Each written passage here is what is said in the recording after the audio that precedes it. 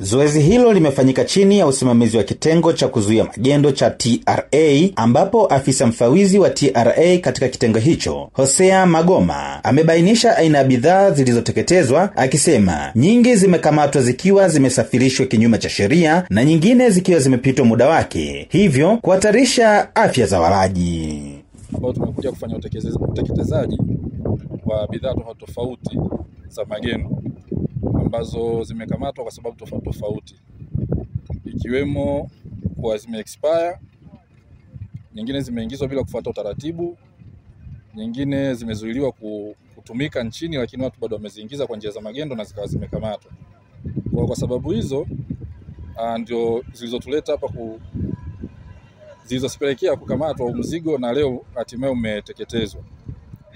Mzigo ulioteketezwa unakadiriwa kufikia tani 8, ambapo ndani yake kuna vipodozi, kuna dawa za meno, kuna sukari,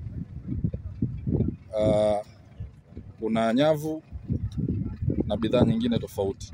Aidha, Magoma ametoa wito kwa wananchi na wafanyabiashara kuacha kuingiza au kununua bidhaa zisizo na ubora au ambazo hazikizi viwango vya mamlaka husika, huku akisisitiza kuwa TRA kwa kushirikiana na taasisi nyingine itaendelea kufanya doria kali kuhakikisha bidhaa za magendo hazipati nafasi kwenye soko la ndani. Wito wangu kwa wananchi ni kwamba hivi vitu vinafanyika kwenye mitaa yetu, kwenye nyumba zetu.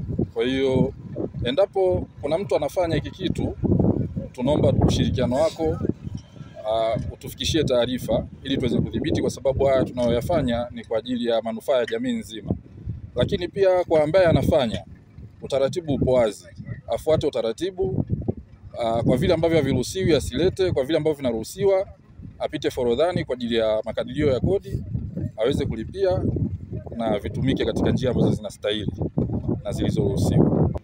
Kwa hiyo pia hata wasafirishaji au wamiliki wa vyombo wape tahadhari madereva wao, kwa sababu kuna hatari ya kupoteza vyombo vyao, kwa sababu vinaweza vikataifishwa vinapokuwa vimekamatwa na mzigo wa magendo. Kwa upande wake, Glory Simumba, afisa mazingira kutoka Baraza la Taifa la Hifadhi na Usimamizi wa Mazingira NEMKI, amesema utaratibu wa kuteketeza bidhaa hizo umezingatia viwango vya kimazingira ili kuhakikisha madhara kwa wananchi na mazingira wakati wa zoezi hilo. NEMKI, cha kwanza tunashauri njia sahihi ya kuweza kuteketeza, kudisposal, ambao iko rafiki na mazingira, kwa sababu si kila aina ya taka ngumu au taka hatarishi, kuna namna yake jinsi ya kuweza kudispose, kuteketeza. Samuel Mpogole, Hope Channel Tanzania.